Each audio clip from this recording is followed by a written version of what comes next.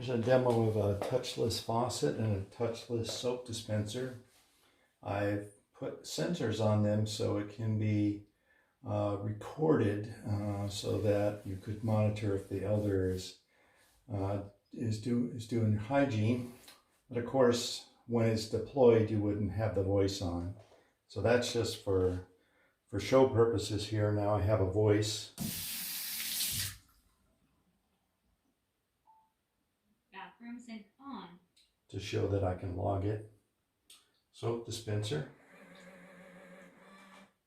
Notice this light Soap turns on. dispenser. She said soap dispenser, and this light stays on for 20 seconds while I wash my hands here. Hope I don't have to do a lot of retakes because it's a lot of hand washing here. 20 seconds, man. Okay, come on. Hurry up. Isn't it over yet? There we go. The light went off. Bathroom sink on.